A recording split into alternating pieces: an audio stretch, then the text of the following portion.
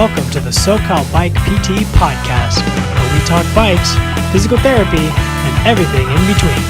I'm your host, Tim Wu. The SoCal Bike PT Podcast is powered by InCycle Bicycles. For high-quality bikes, parts, service, and accessories, InCycle is the one-stop shop for all things bike-related. With 4 convenient locations in Southern California, including Chino, Rancho Cucamonga, San Dimas, and Pasadena, there's an InCycle nearby, so you can get out and enjoy the ride. For the latest updates on new products, events, and rides, visit incycle.com or follow them on Facebook, Instagram, and Twitter today. Okay, welcome back to episode 3 of the SoCal Bike PT Podcast. We'll start with the call-up for today's race. My next guest has been an integral part of the Elevate KHS team since its inception in 2011. Since then, he's been, all over the world racing, including he made the break this year at the Tour of Taiwan and the Tour of Utah. He and his wife, Joy, are the driving force behind Big Wheel Coaching, where everyone is an athlete. I love that. Hailing from Yucaipa, California, it's Brian McCulloch. Brian, how are you doing today? I'm good, Tim. Thanks for having me. Absolutely. So, first attack questions, get it hard and fast. What was the last bike ride you did? Today with you. It was a good one. Where'd we go? There's a local climb called the Bench. It's called the Banning Bench. And we did that, and then we went another little one called Avenida Miravala, up into Bogart Park, like an old school Redlands Classic loop, back in the Beaumont stage. And then we went up to Oak Glen, which is now one of the iconic finishes in Oak Glen, and we're lucky it's back. The Oak Glen climb was hard. I'm glad I went up it. It was a good experience, and the descent afterwards was super fun. So thanks, Brian, for taking me around everywhere today. Yucaipa is a great place to go ride and train. And what bike were you on today? Oh, KHS every day. Oh, look, we have it. KHS every day, man. Yeah. Knowledge, health, and strength. It powers the best rides. I like it. What bike is this exactly? This is a Elevate. This one's the Elevate edition, but it's just a team. We call it the Flight 900. Nice. So all the bikes with KHS are like Flight 900, 750, so on and so forth. So this is just a team edition, nothing special or anything like that. It has our colors on it, right? Looks good. Yeah, it does look good. No, these things they're great, man. Yeah, went uphill well. Yeah. And then, what'd you eat or drink afterwards? What are we eating or drinking right now? Yeah, GQ6 water, right? Whatever, Always have this stuff with me. And those yummy sweet potatoes you made. Those were good sweet potatoes. Yes. Those were good sweet potatoes. Always have those. Yeah, and thanks for making me coffee. You've been a really good host today. Yeah, well, I'm not much of a coffee drinker, but my wife is a coffee aficionado, so Tim got some of that stuff. So thanks for the coffee, Joy. I'll clean your French press, I promise. It was delicious. All right, so first attack's out of the way, and you made the breakaway. Great. Which is good. You got a lot of experience in the breakaway. Sure do. While we're here, I realized that this is maybe a couple weeks after your CBR kind of race experience. I was a huge fan of you doing that. I thought it was a very important thing that you're doing. Apparently it went well. Can we tell everyone what that was and how it went? What are your thoughts on that? Yeah. Our goal with the CBR Race Experience, it was the Elite Race Experience, and it was... I wanted to introduce Cat 4s to the team environment and just the community that comes with, when you go to another team sport, whether that's soccer or football or baseball, there's always that brotherhood, or if your girls' team and sisterhood, right? You got to get that camaraderie, right? And you don't always have that in cycling, because it can be very lone approach. You come in, you do your, you get there, maybe you see a couple of guys, high five them, get out of there. Right. So we wanted to treat them like pro for a day. That's right? Cool. So I got all the stuff from Elevate KHS. JL Vela was huge help, got them all jerseys. Oh, nice. GQ6 sent them a bunch of cool stuff. Topical Edge hooked them up. And we just went out there and we did these races together. And we just went through the things like we would, every race that I would do, right? I want to see the finish. I want to know, is it going to be a breakaway? Is it going to be a sprint? On the courses, where's the best places to attack? Are there anything road issues that I need to know? Oh, yeah. Right? So I just went through each of that with the guys, and then we would just try and execute a plan. We develop a plan, and I think the most important thing for bike racers is developing a plan, staying disciplined to the plan, and then reviewing what went well. Because if we know anything thing that you and I talked about combat leadership. But when we talk about combat leadership, we have to understand that the enemy gets a vote, right? Now, of course, we don't have enemies in bike races. We have opponents, right? So, but the opponents get to influence the bike race. And that might mean that changes my strategy. So we're always kind of fighting this dichotomy. Do I have to be disciplined? Is it best to be disciplined? Or do I have to audible? Do I have to change? So I wanted to at least introduce the guys to that experience and be able to kind of get them thinking about next level stuff. So when they move up to Cat 3 and so on and so forth, they're already kind of thinking about those things. Now, I wish I had opportunities to do that type of experience. And honestly, I thought about downgrading to a 4 just to learn some things, but it's really cool. And how were the riders that participated? What did they think of it?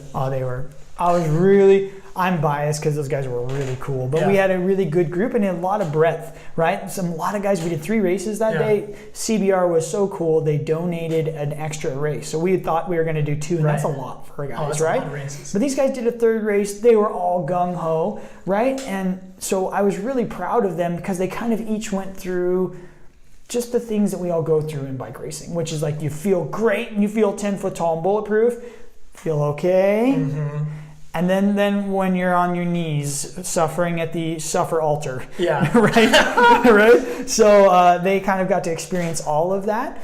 And from that, I feel like that kind of opened them up to a new experience. So they could be like, okay, now I understand how to maybe ride a little more disciplined when I feel good, so I can feel better in the 3rd race. And they now understand that connection. But unless you've gone to that point of fatigue, you don't know. Yeah, racing multiple times a day is a skill. It's hard. And the warm up, the cool down, the eating in between. And so I wanted them to come and just be bike racers for a day. That's so fun. I get the privilege of coming as part of Elevate KHS Pro Cycling. I get to come and be a part of a race, and I get to come and focus on just being the best performer I can be. And I wanted those guys to have the same experience. And we're so stoked.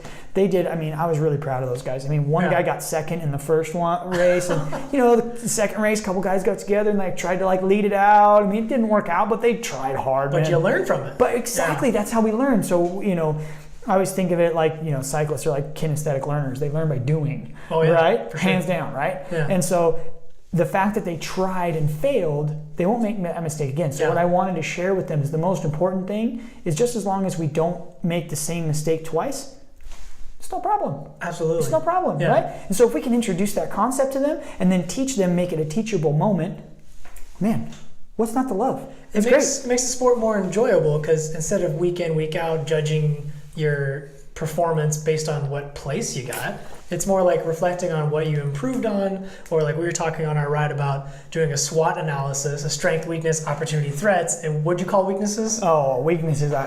Tim and I don't like the word weaknesses. We talked about it.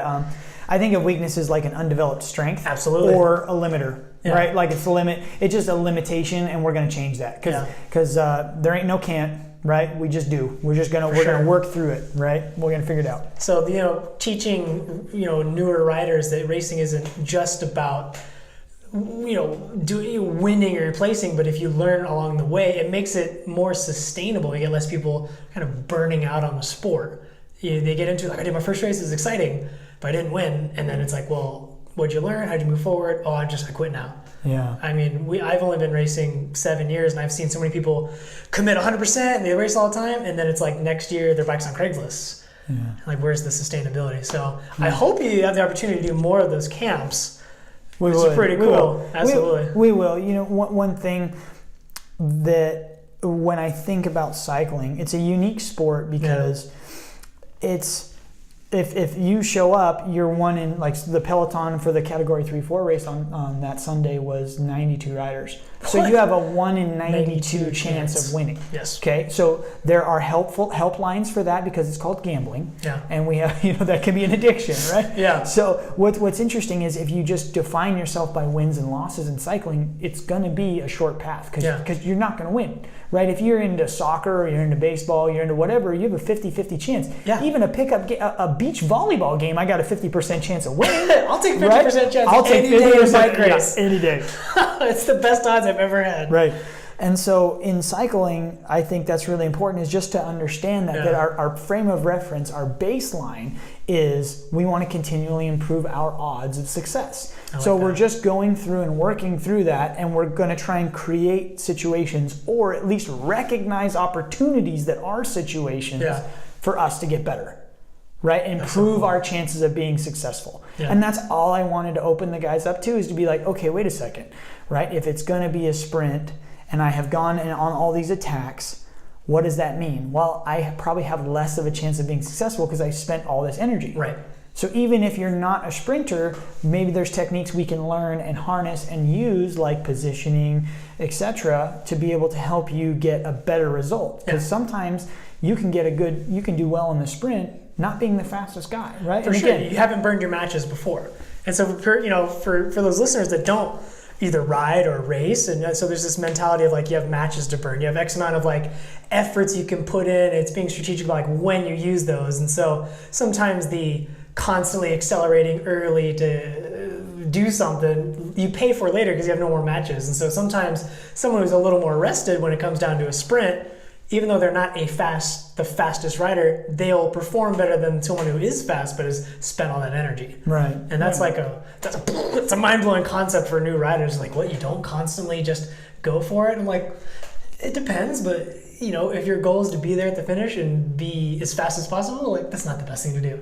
Right. Yeah. Right. Well, thinking of it like you said, like, this is our energy expenditure is a limited resource. And then protecting that. And because it's really about respecting it and protecting it, because it is limited. Because if I spend it all early, right? Like, if I'm just like when you're a young kid and mom gives you a quarter and says, okay, you want to go get something from the local place. Oh, yeah. Right? You're going to go down to Walgreens and you're going to get something from the thing. Yeah. You spend it all, you don't have anything left. Oh, for sure. Right? Yeah. But if you're like, well, I'm going to do 5 cents here, 5 cents here, 5 cents here, right? It's a little bit different. Yeah. Right? And I know it's different times now because 25 cents. Yeah, like this is a Walgreens in like the turn of the century. Sorry, this is Walgreens in 1960s. Yeah, this is like 10 pieces of bubble gum or something. Maybe that's just a story my grandpa told me. I like it. I don't know. No, it's a good metaphor. And what I realized the value of doing these type of experiences is, like, when I was coming up and learning how to race, it was all like trial and error. I never had anyone. It was either too elitist, like, oh, I'm up here and I can't tell you my secrets, or it was like asking for help was a weakness. So I really like that you're doing those experiences. And it's a good segue into like your role with Joy now as a coach for Big Wheel Coaching. So, I mean, we had this 4.5-hour ride. We talked about literally everything, but one of the big takeaways that I got was your philosophy and Joy's philosophy approaching coaching and how it paralleled with PT practice.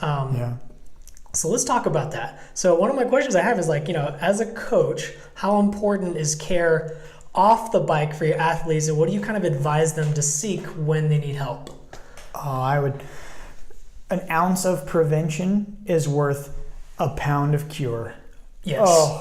Oh, and you know this as a PT, Tim. You know this, right? And so any of my athletes, I love being a coach because it allows me to be selfish for somebody. Yeah. I get to be the one that gets to say, hey, you need some rest. You need a little more stimulus, a little less stimulus. Yes. Hey, you've earned this. Take this time for you.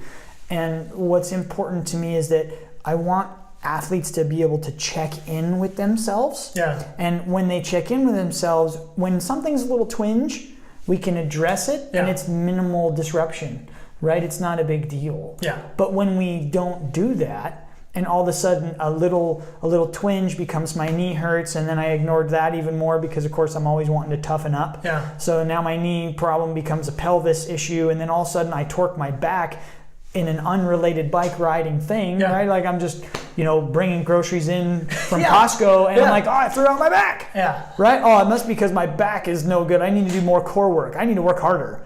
No, maybe I had a tweak somewhere along the way if we kind of back work it. So I always express people to really work on being in tune with themselves, because, Tim, if they're really in tune with themselves, we can talk about next level stuff in the coaching. Absolutely. So when there is an issue, let's address it right away. Because what I want to do for the most part with my athletes is we have an issue, I want to solve it right away. I want to remove barriers for them because it's my job to help them be successful. I love it. And there's all these little barriers that get put in. It can be a twinge in the knee. It can be like, oh, I got these new shoes, but they're not wide enough for my feet. Oh yeah. Come on, you know what I mean? Don't get or started like, on shoes. Yeah. Right. Or like, oh, this or that. Right? You know, oh, I can't wear my prescription glasses on the bike because they just don't look cool. I don't care. I want you to be able to see where you're going. Right? I mean, these things sound silly, but they're real things. Like, let's just address things when they're small. When they're small, we can win.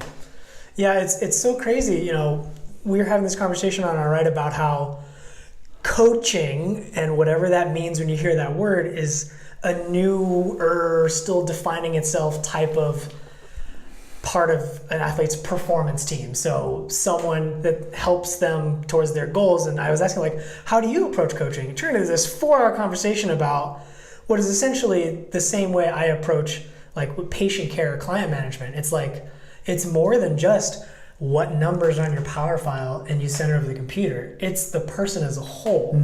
And so it's super important to have that awareness of your body and understand the different sensations you're feeling. Because we had this conversation about there's all these tools in your toolbox. And as a podcast, we say what we want. For those out there who don't know what HTFU means, if you're a cyclist right now, you just rolled your eyes and you're like, yeah, I know.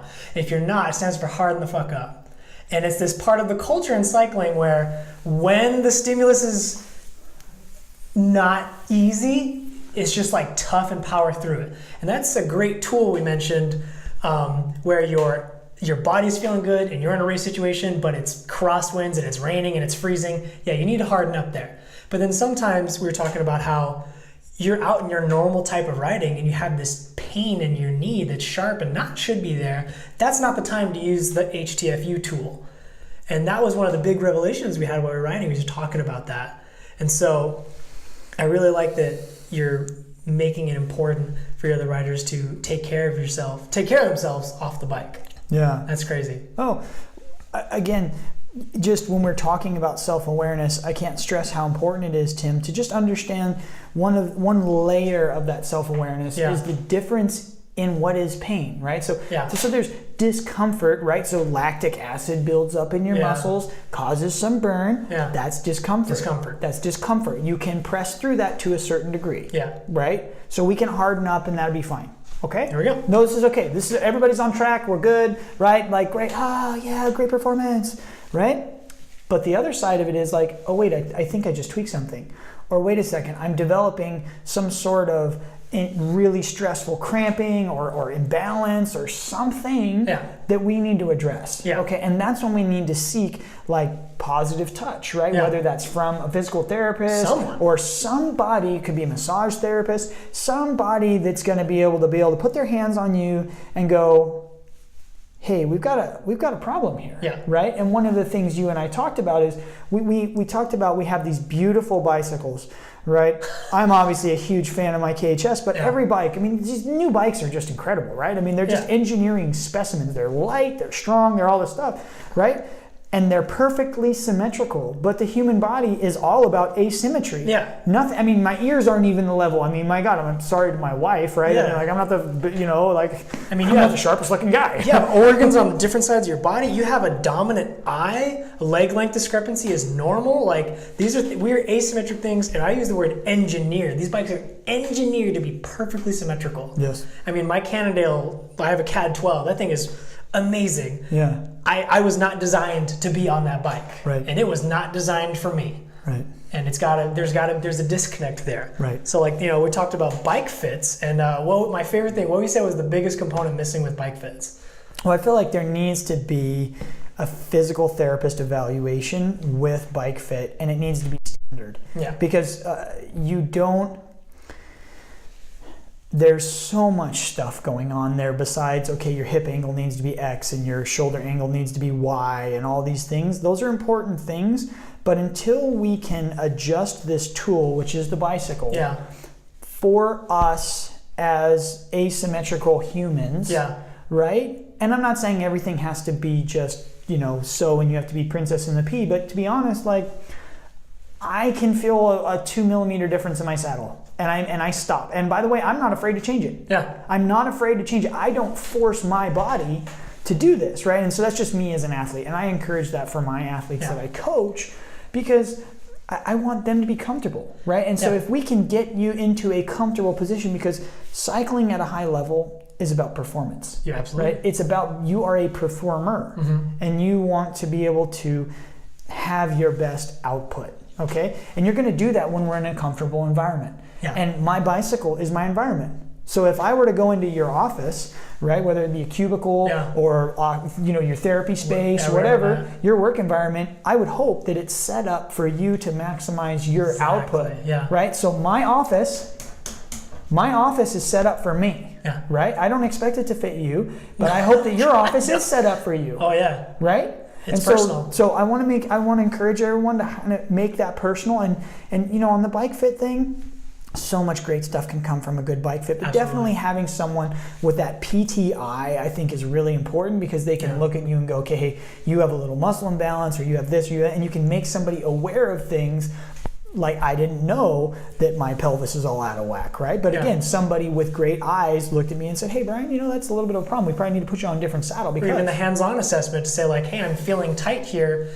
Why? Your average bike fitter, I worked at a bike shop for 4 years before I knew anything, and our fit was like, looks-ish, and we kind of went algorithmically. But now that I'm at this level, it's a little bit more like, why are you feeling this way? And there's a lot of technology and attention put into the bike and the ways to fit the bike with computers and all these amazing tools, but we're missing the depth of understanding of the human body, meeting it halfway. So, you do get benefits, but I think it's missing that component. 100%. Yeah, and we got to give credit.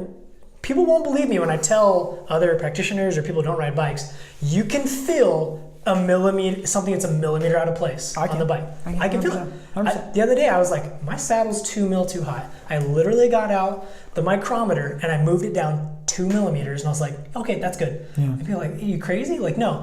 When you're on the bike, okay, I put in 13 hours last week. That's a big week for me. Great job, bro. Pros, in the off season, they're doing between 20 and 30, depending on the load, at 100 RPM, average maybe an hour. You start doing the math, these are literally hundreds of thousands of pedal strokes repetitive motions per week. You get pretty good at feeling what that's like. And so you can't discredit what a rider says they're feeling and say, oh no, that's whatever, that's normal. Like, no. Listen to what they have to say. It's so true. Well, I think the human element is, since we're talking about coaching and bike fit and PT, I feel like the human element is something we just have to, it's something that we want to bring to the forefront, because as important as what is your physical output, we have to address the human output. Absolutely. Right? Or the human element, right? Because the body will do if the mind is willing. Yes. Right? And so many people, you talk about maybe some sports psychology, or you talk about some other things, and they're just like, well, no, I just need to push harder. I just need to push harder. Well, I mean, that's a lot like saying, if you want to demolish a house and you have a bulldozer sitting next to you and you just want to use the sledgehammer to take the whole thing down. Get in the bulldozer, bulldoze the house. Right? Like, you have different tools, let's use them. Use the tools. And one of those tools is using the mind. It's that powerful. It's like having that bulldozer, whereas the mind can help you really achieve your best and rise to that potential that we know you have. And as a coach, that's what I always look for in the individual, is what is their potential? Because all we can ask is that you give your best. I don't ask any more from my athletes than just give their best, because everybody can sleep good at night saying they give their best. That's it. That's very simple, right? And so these things, looking at the athlete as a human and saying, hey, okay, we have these thresholds and things that we're going to do because we know those are relevant to the goals we have. But also addressing it and saying, okay, hey, well, what kind of sport have you done in the past? What is your history? What flexibilities do you have, don't have, instabilities? Any of these other things that we can understand and bring to bike racing. And it's not even just bike racing. I have plenty of guys that don't even race their bikes that I coach, and they just want to go to a big event. Maybe their thing is to go to Europe for a big Grand Fondo. Awesome. And they just want to not be smashed. They want to enjoy the after party. You want to enjoy the after. Absolutely. It sounds crazy, but dude, I love it because those are the best stories. Yeah. They finish, high five everybody, grab a beer, done. Yeah. Right? Love it. What's not to love? Those are the most memorable days on the bike, is where you were finished this awesome thing and you still had the energy to be useful afterwards. Absolutely. Oh, 100%. Yeah. But on the mind thing, we were talking about our ride how, and I've noticed this, when you're in pain or uncomfortable, your mind kind of, a pain is an alarm. It's saying, hey, there needs to be some kind of change. Pain, it doesn't necessarily mean harm. Hurt doesn't mean harm. The tissues aren't necessarily harmed yet, but there's an alarm for change. And if you don't address that change, your body's going to do it for you. So if you're uncomfortable, meaning your fit isn't well or your body isn't optimized to ride and you're in pain, your muscles will not work. Pain is an inhibitor. And when I tell people this, is like, what do you mean? It's supposed to hurt. I'm like, there's the uncomfortable, but then there's pain. If you want to improve how fast you are and your experience, the first thing isn't to run to try and improve your FTP or increase this power, look something that you can quantify and feel good about. It's get comfortable, get stable, and get right before you're on the bike. Let your mind maximize its potential, and without actually increasing any of those metrics, you will be better and faster. Oh, absolutely. Yeah, I mean, this is why riders who don't have world-class VO2 max or functional threshold power, all these numbers that people like hold up on this pedestal, are amazing professional athletes. It's because they've given their time and attention to getting their mind right. They have a movement system they do off the bike, and they understand the importance of rest, nutrition, everything as a whole. So I loved your coaching approach, and like, seriously, if I was going to get a coach, it'd probably be you. Absolutely. You're too kind. Oh. You're too kind. I would say this when we talk about, you kind of referenced something about a whole approach, and there's like, your wife goes to Loma Linda, and they use the make man whole principle. Oh, absolutely. Right? They're all about this make man whole principle. And so they understand, even at the medical, they are so drilled in over at Loma Linda about, prostate cancer and this and that and prenatal this and, child that, right? Children's hospital. Exactly. They're so drilled in. But then they come from the premise of the make man whole, right? Because we have to address all of these systems together, and they need to work together for us to be our best, right? It's very, very important that we can have an athlete that's incredibly gifted and powerful, but if their mind is just out to lunch, it doesn't matter, right? But and vice versa, you can have an athlete that's 100% tuned in. 100% tuned in and in the moment, focused, doing the best they can, and their body can be unable to give a world-class performance, but they can give their absolute best performance, right? So all these things come together, and when we look at like that make man whole concept and bring it to coaching, bring it to PT, all these things, I want to make sure that we're not leaving anything on the table. And that's something I admire about you, Tim, is that you don't want to leave anything on the table. Right? We want to help people in every way possible. Everywhere. And that's really what it boils down to, is helping people in every way possible, and not just looking at them as a sliver of, you're a quadricep, hamstring, glute. You're a quadricep, hamstring, glute. You are the sum of your legs. You are the sum of your legs, right? That's not the way it is, right? Like, there's so much more to it, and that's why I love bike racing. Because bike racing is about everything. You have to be cunning. Everything. You have to be uncomfortable. You have to be comfortable despite being uncomfortable. You have to be smart, and at 180 beats per minute, you have to be like crazy in tune with what's going on, You have to have technical prowess. You have to be able to fix your shit on the fly. Everything. It's so funny. We were talking about I just happen to be in physical therapy, but my whole job is just to help people. You happen to be in cycling and a coach, but we come from the same. Like I feel like we're really connected. We're cut from the same cloth. Like, we're here to help people with whatever skill set and letters in our name or afterwards that we have. And I really like that. So this has been a long breakaway, and I like it. This is that. That's the breakaways I like. This is the long breakaway where you're just gonna outride the endurance, for everyone. The will. Real quick, you told me that funny story from Tour of Taiwan with the bottles. Oh, yeah. Okay. Do you want to share that one? Real quick. Okay. Real quick. Okay, This is okay, great. okay. Everyone Okay. listen up. So I was in the Tour of Taiwan this year. So cool. And it was really cool. It was a wonderful event. If you ever get the opportunity, you should definitely check it out. People in Taiwan are just so friendly. Wow, super nice. Yeah. Great food, by the way. Great food in Taiwan. I'm all about it. When you're in Taiwan, you need to know one word. Hodara. So just remember, Hodara, bottoms up. That's what that means. Bottoms up. There we go. So if you remember that, you're going good in Taiwan. Okay. But anyway, so we're in this breakaway. My team manager, Paul, is like, Brian, you're going to drive this breakaway. You're never going to skip a pole. Like, he just gets me all fired up. I'm just like, let's go. Let's go. Right? I'm not hard to get fired up, but he knows how to get me extra fired up. Yeah. So we're fired up. We're rolling. Been in the breakaway for a couple hours. It's hot and windy. They start giving us water bottles to dump on us so we can get cool. And he's super smart, so he's one of the first guys giving them to me, and he's giving them to me, and I take these. They're little plastic water bottles, not these nice ones, but they're the disposable kind, And so you just put them in the back of your jersey. Put it in the back of your jersey, right? Because I don't want to litter. And but some of the other guys in the other teams in the breakaway were like, they're doing traditional cycling culture, and they were just throwing the bottles on the side of the road. There's litter. Yeah, right. But I mean, it's part of it. Yeah, whatever. Right. It's there. So anyway, the long and short is I didn't know this, but eventually the TV camera motorcycle comes up next to me, and he's like trying to touch me, and I'm like, what are you doing? Bro, what's your deal? Like, but he don't speak English, right? He doesn't speak English. So, I mean, he's like looking at me and he's like making sign language at me, and I'm just like, yeah, let's go hard. That's great. Hey. Yeah, cool. Thanks. I'm like, Hodara, hey. Like, I don't know.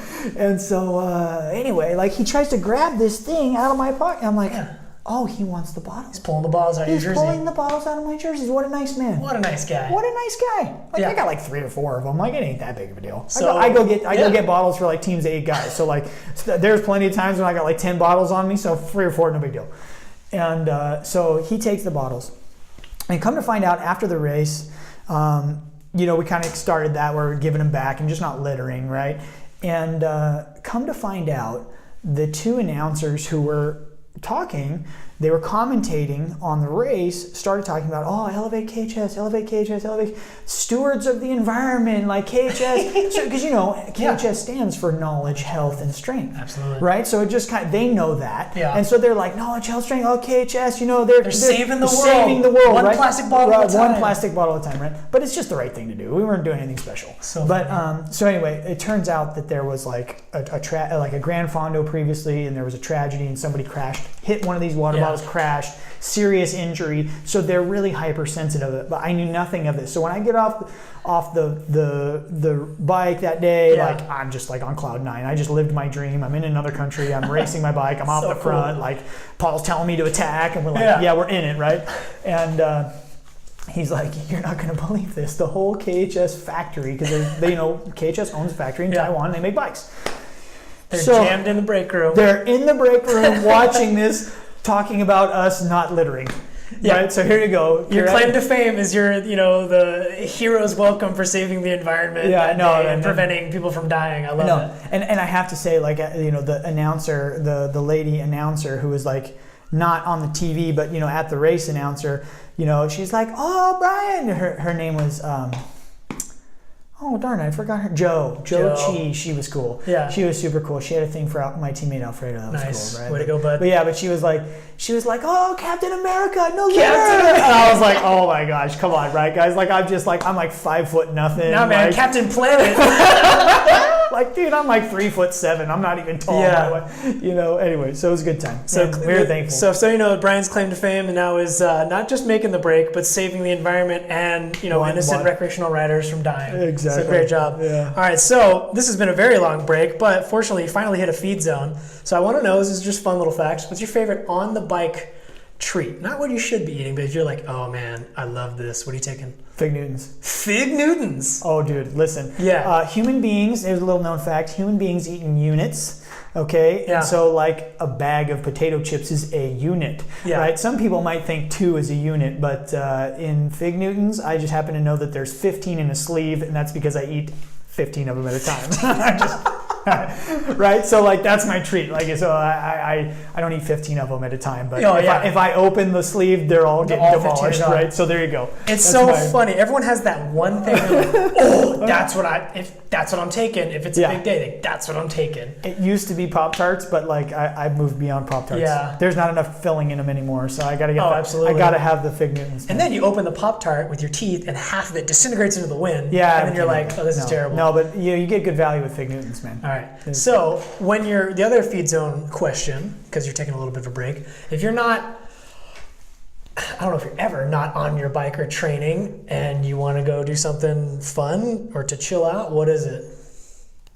I like to do, this maybe sounds kind of cheesy, but like there's two things that I actively look forward to, and number one, that's like time with my wife and dogs. Nice. That's just fun for me. Like we have 2 chocolate labs, and they're just like they're awesome. so nice. Yeah, they're great. the best greeters. I pulled up and they're like, hey, what's up, man? Welcome to the McCulloch house. Yeah. So, but anyway, so just that's hanging out awesome. with my wife and dogs. But otherwise, I really I've recently, probably over the last year, just got into meditating a lot. Awesome. And that I find is really, really peaceful and helpful because I'm a bit high strung a lot. You and I both. And and so it just brings an air of calm, so I'm not just like, hey, Yeah, so, turned up to 11. Yeah, so I really do. I like those things, and I'm always down to go like adventure in the mountains, go camping, For sure. or trail hiking or whatever. But I mean, I get so little time of that. So Absolutely. But I do make time to meditate for sure. So the importance of hanging with your wife and dogs, the importance of meditating, I second that. Yeah, I know mine's 2 kids, not 2 dogs, but that's perfect. It works out. So, Yeah. you know what? This breakaway has made it, and it's a small break, so there's going to be a sprint out of this. Oh boy. So, sprint finish questions, kind of hard and fast. Yeah. What was your most epic/painful ride ever? And it can be a race if it was. Okay, I'll tell you something. All right. The first 100-mile bike ride I did what was called the Ride Around the Bear, which is put on by the OC Wheelmen, which is a ride from Redlands around Big Bear and back. No. And I had never worn bib shorts before. I had a bike that had a triple on it. Okay. I was triple, and so I got my first pair of bib shorts, man, and I was stoked. I paid like $150 for these things. I'm like, these are awesome. But I was like, what are these bibs for? Yeah. I didn't put the bibs up. Yeah. I put the bibs down for a whole 100 miles. Yeah, so bib shorts, so people don't know, are like, if you ever see those Mexican wrestlers where it's like shorts and then thin straps that go to your shoulders? Yeah, like a singlet. It's to keep the shorts up so they don't slide down. So it's the standard in riding, but the first time you get them, you're like, what do I do with these? Yeah. So you have these on. How was that ride? Oh my gosh. So I think, at this time, like I think I'm just like 10 foot tall and bulletproof, but I've never really ridden with anybody. Right? Yeah. I didn't even know this big, beautiful world of cycling exists. And so I was on the climb. I was, of course, totally obliterated. And I remember coming down the hill, and a buddy of mine was like, I was out of water or whatever. And a buddy of mine just happened to be there, and he was like, hey, bro, I'll get you a bottle. And I wasn't even cognizant enough to think, like, I'm going downhill like 35 miles an hour. I should slow down, right? And I remember, like, what I thought was, like, giving him a bottle, but it was like a rocket launcher coming at him, and it dented the car. Like, full on, my buddy is like, it's 90 miles in. My buddy is like, dude, I want to help Brian. This is epic and whatever. I'm just totally wrecked, like salty everywhere. Oh, man. And I what I think is like, I toss it to my buddy. Hey, bro, here's the bottle. Dude, and it comes at him like a missile, and he jumps like out the way. Yeah. And it's like, boom, right in the tailgate of his truck and caves it. And I was like, oh, I'm so You bad. forget the bottle's traveling as fast as you are. Yeah. We've all made that mistake. Yeah. I've been hit by that bottle. That bottle sucks. Yeah, so there you go. I don't know if that was the hardest thing I've done ever, but that was like, that thing stands out. That's the first thing came to my mind. I love it. First thing. All right, so then here's a really good one. What is your favorite race? This could be either to participate in, which is a lot, or a favorite one to watch.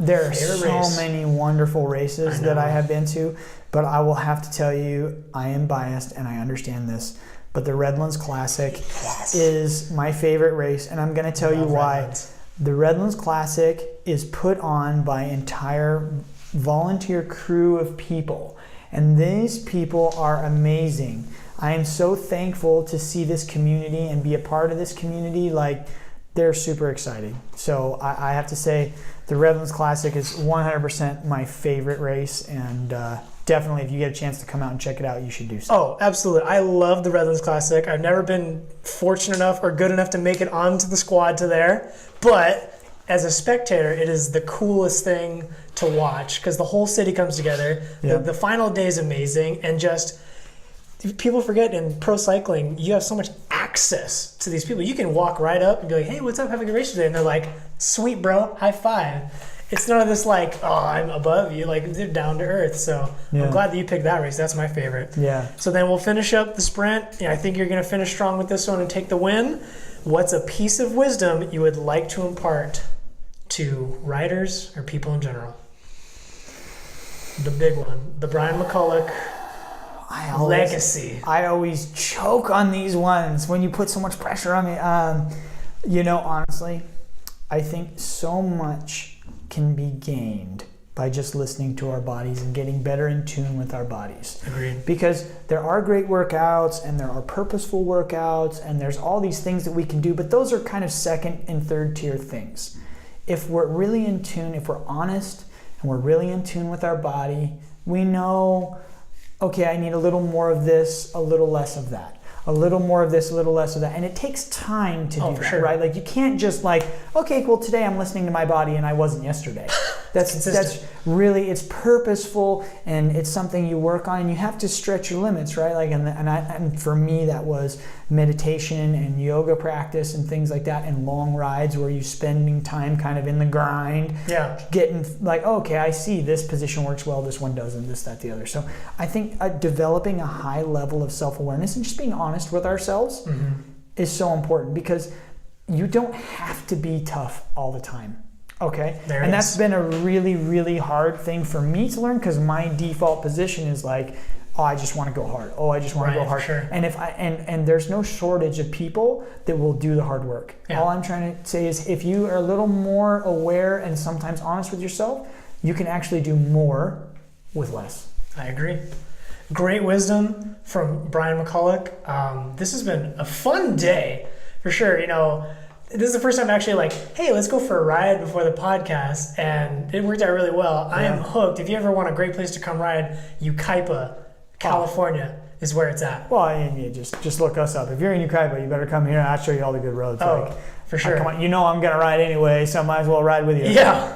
Okay. So we'll finish this one up. I got to say, I think you got it at the line. You're today's winner. Episode 3 of the SoCal Bike BT podcast. Brian McCulloch, top of the podium, sprint out of the breakaway. That's how we do it. The way to do it. I think you went early, and you went solo, and that's the way to go. Know. Absolutely. I don't know. Did you sprint? I don't.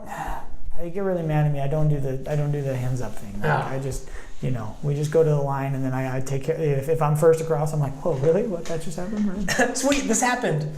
Yes. Anyways. Leave nothing to chance. Yeah. Well, thanks for your hospitality today and everything. It's been a fun day. I want to give a big shout out and thank you to InCycle for making this episode happen. If you need quality service, or you're looking for a new bike, my friends at InCycle have multiple locations in Southern California: Chino, Rancho, San Dimas, and Pasadena. Yeah. They always help me out. They always help riders out, and so that's the place I send my guys. So if you need your bike worked on, head over to your local InCycle. Brian, thank you very much. Best of luck for Elevate KHS next season. Thank you. And I'm sure I'm going to keep bugging you with coaching advice, and Please.